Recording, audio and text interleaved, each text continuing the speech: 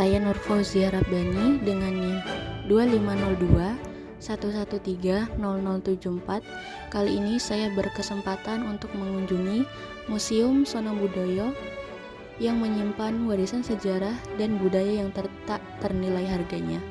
Melalui tur visual ini, saya akan menelaah beberapa koleksi penting dan memahami konteks di balik artefak-artefak luar biasa ini. Yang pertama adalah bendi. Bendi merupakan alat transportasi tradisional Indonesia yang ditarik oleh kuda. Miniatur ini sering ditampilkan di museum untuk menunjukkan perkembangan transportasi sebelum kendaraan bermotor.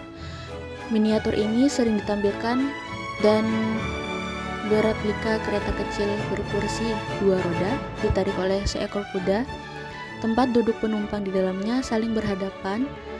Model ini terbuat dari bahan campuran dan menampilkan detail tali kekang, roda kayu, dan bentuk atap bendi. Bendi sering ditemukan di beberapa daerah di Indonesia, terutama Sumatera dan sebagian Pulau Jawa bagian barat. Berbeda dari andong atau delman yang memiliki 4 roda, bendi hanya menggunakan 2 roda dan bentuknya lebih ringkas.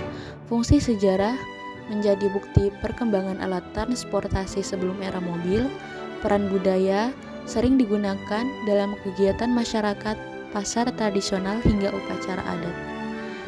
Miniatur bendi membantu generasi sekarang memahami pentingnya peran alat transportasi kuda dalam kehidupan masyarakat Indonesia pada masa lalu. Lanjutnya yaitu benggil. Benggil adalah kotak cermin tradisional yang dipadukan dengan perhiasan seperti gelang dan cincin dan merupakan bagian dari perlengkapan budaya masyarakat Nusantara. Benda ini sering dikaitkan dengan aktivitas berhias serta simbol status sosial. Objek ini terdiri dari sebuah cermin berbingkai kayu yang dihias ukuran ornamen flora khas gaya tradisional Indonesia. Bagian bawahnya adalah laci kaca tempat menyimpan perhiasan seperti gelang dan cincin. Ukirannya tampak rumit dengan dominasi warna merah tua dan emas, menandakan detail kerajinan tinggi.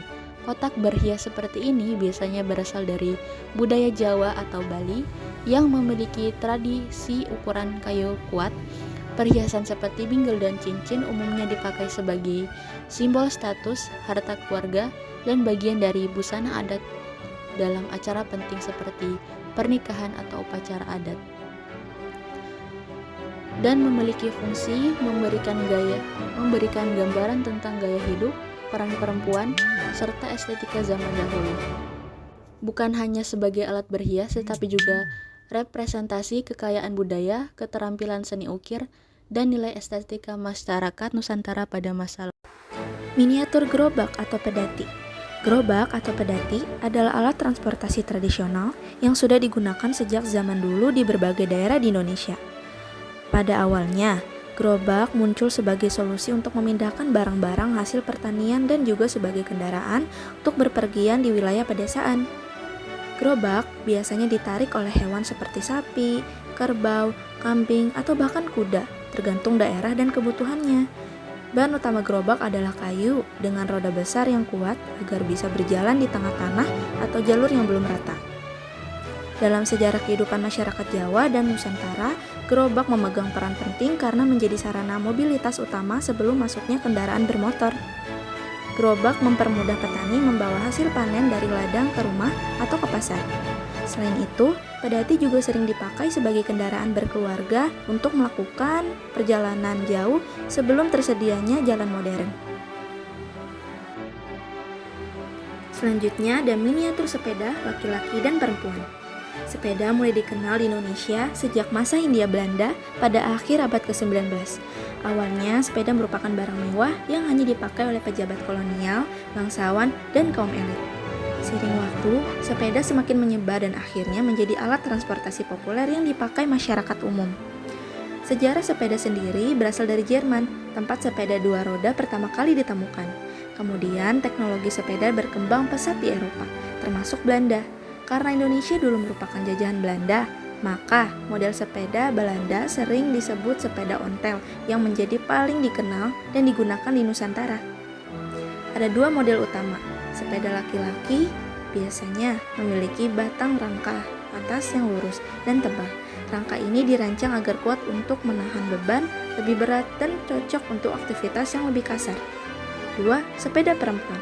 Rangka bagian atasnya dibuat melengkung atau lebih rendah. Ini awalnya dibuat agar perempuan lebih mudah naik dan turun sepeda ketika masih memakai rok panjang atau kebaya. Meski awalnya dibedakan berdasarkan gender, sekarang model sepeda tidak lagi kaku dan bisa dipakai siapa saja.